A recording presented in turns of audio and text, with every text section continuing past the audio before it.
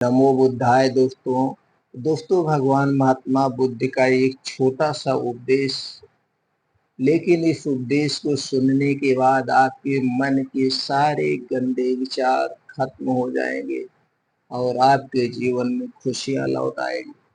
भगवान बुद्ध अपने शिष्यों को उपदेश दे रहे थे कि तभी एक शिष्य ने उठकर कहा, भंते, क्या यह सत्य है कि जो व्यक्ति जैसा अन्न खाता है उसका मन भी वैसा ही हो जाता है? यह सुनकर भगवान बुद्ध ने एक कथा सुनाना शुरू किया। किसी जंगल में एक साधु रहता था। कितने ही लोग उसके दर्शन करने को आते और जो भी जाता उसे शांति मिलती थी, उसका मन शांत हो जाता था। एक दिन उस देश के राजा भी वहां गए। देखा साधु एक वृक्ष के नीचे बैठे हैं। सर्दी और वर्षा से बचने का कोई प्रबंध नहीं है। राजा ने कहा, महात्मा, यहाँ तो बहुत कष्ट होता होगा। आप मेरे साथ चलिए, महल में रहिए। साधु बाबा पहले तो माना नहीं। वो मना करते रहे, नहीं, मैं नहीं जा सकता। लेकिन राजा ने बहुत आग्रह किया तो बोले, अच्छा चलो। महल में गए, एक सुंदर कमरे में ठहरे। हर समय नौकर उपस्थित रहने लगे। अच्छा भोजन मिलने लगा। 3 मास व्यतीत हो गए। राजा उसकी पूजा करते, रानी उसमें श्रद्धा रखती थी। एक दिन रानी नहाने के लिए स्नानागार में गई।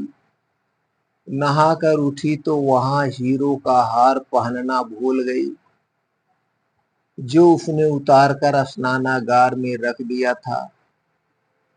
हार वहीं पड़ा रहा। रानी के पश्चात साधु स्नानागार में गया और हार को देखा।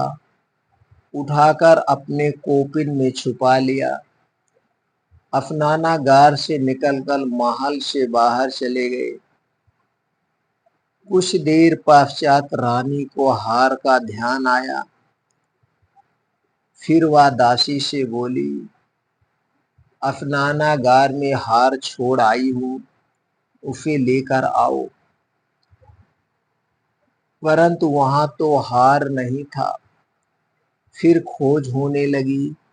पूछा गया, स्नानागार में रानी के पश्चात कौन गया था? फिर पता लगा कि महात्मा जी गए थे। महात्मा की खोज होने लगी।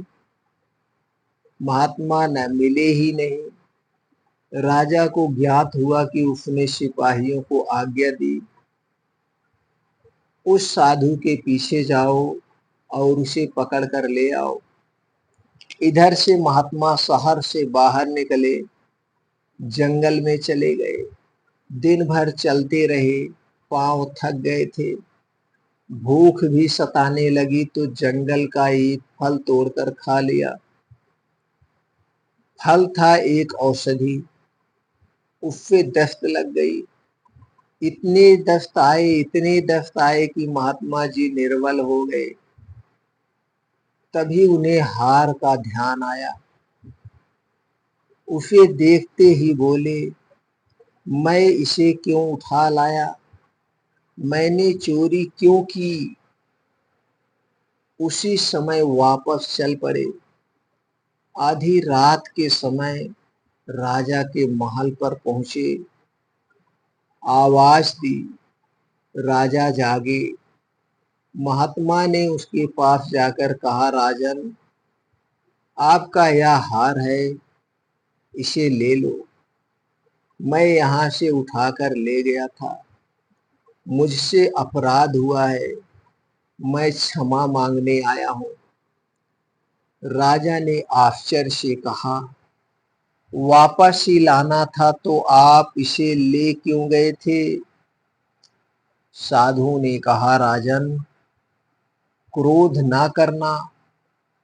3 मास तक मैं तुम्हारा अन्न खाता रहा, 3 महीने तक मैं आपका अन्न खाता रहा, जिससे मेरा मन पापी हो गया। जंगल में जाकर दस्त आए, शरीर शुद्ध हो गया, तुम्हारे अन्न का प्रभाव समाप्त हो गया, तुम्हारे अन्न का प्रभाव समाप्त हो गया।